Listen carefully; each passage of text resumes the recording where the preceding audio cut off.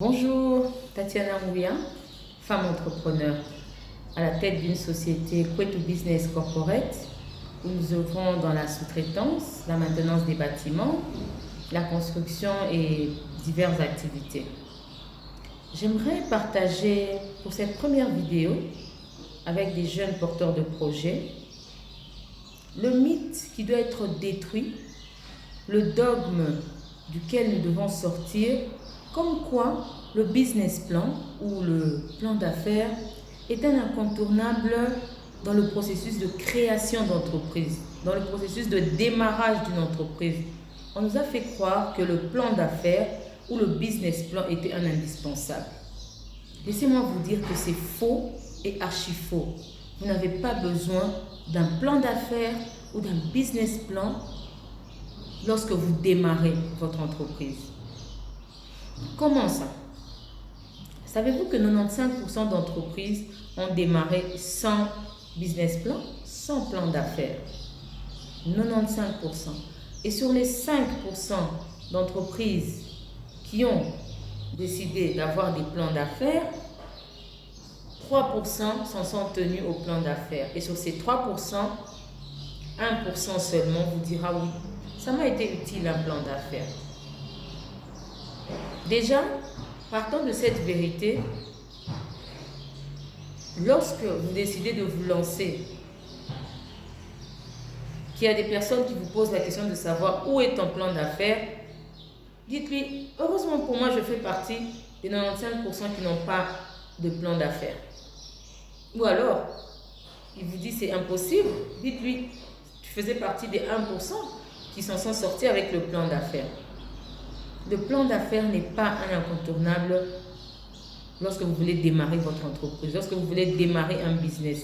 Le plan d'affaires n'est pas un incontournable, contrairement à ce qu'on nous a fait croire pendant longtemps.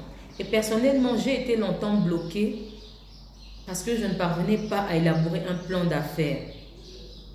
C'est ce qui m'a poussé à faire des recherches et à comprendre qu'en réalité, le plan d'affaires est même taxé d'anti-entrepreneurial. Vous imaginez?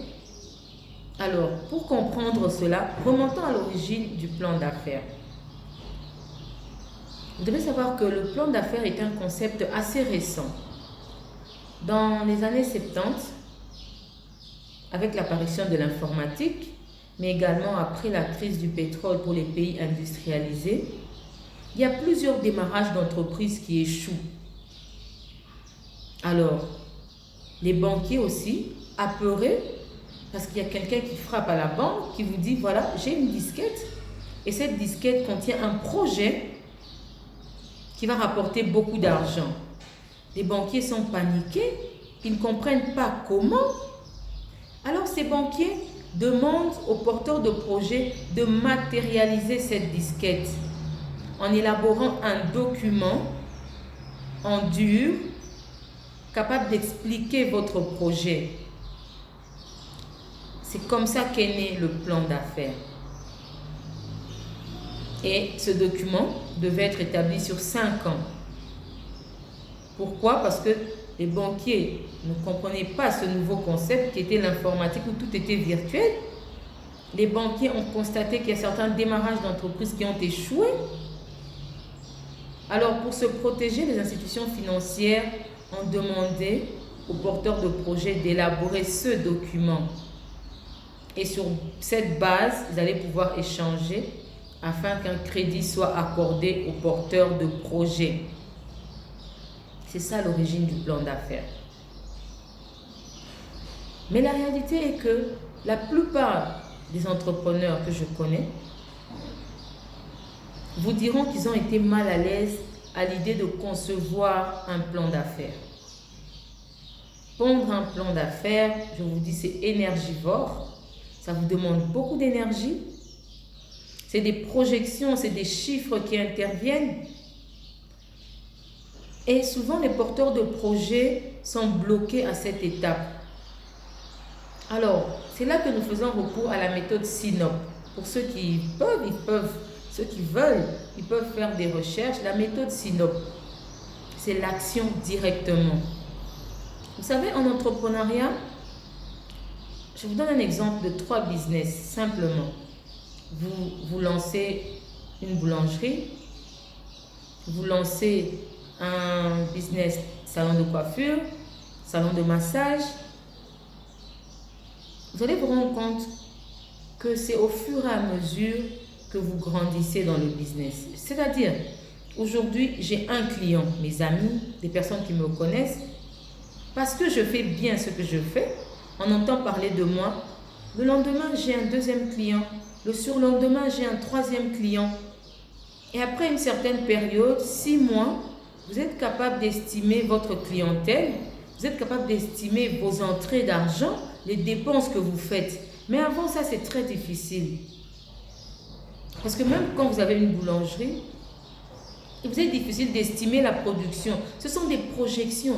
Mais le fait de projeter ou de ne pas projeter ne doit pas vous freiner dans la création de votre entreprise, dans le démarrage de votre entreprise.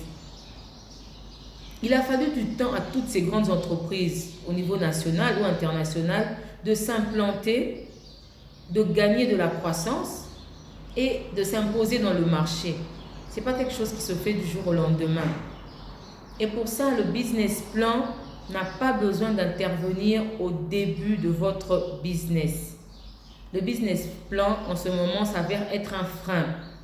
Parce que même les grandes entreprises vous diront qu'ils ne savaient pas qui serait là-bas aujourd'hui. Quand vous lisez des gens, quand vous lisez Jack Ma, vous lisez Robert Kiyosaki, vous lisez tous ces grands entrepreneurs, ils vous diront c'était juste la vision parce que je voulais résoudre un problème que j'ai décidé de me lancer, mais je ne savais pas que je deviendrais multinationale, que j'aurais des milliards à mon actif. Parce que le business plan lui-même, il traite du comment, des fonctionnalités, mais il ne traite pas le pourquoi du projet. Alors qu'aujourd'hui, nous savons que lorsque vous avez une solution qui répond à un besoin, mes chers amis, c'est le succès qui est garanti. Et pour ça, avec ou sans business plan, vous allez vous en sortir. Aujourd'hui, c'est la première vidéo. J'espère que certains d'entre vous ont compris que s'ils veulent se lancer en entrepreneuriat, ils n'ont pas besoin de business plan. Lancez-vous. Et dans notre prochaine vidéo, je vais partager avec vous les éléments qui m'ont aidé personnellement à substituer le business plan. Comment substituer un business plan? Et le fait d'avoir fait croire à certaines personnes, le fait qu'on nous ait fait croire que le business plan était un indispensable, beaucoup de personnes se sont vues limitées.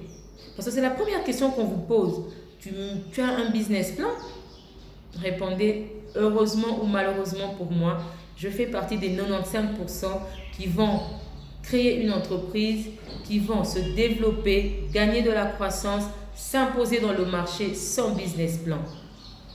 Lors de notre prochaine vidéo, je vous dirai comment cela est possible, comment j'ai fait et comment plusieurs entrepreneurs ont fait pour gagner de la croissance, s'imposer dans le marché. À bientôt.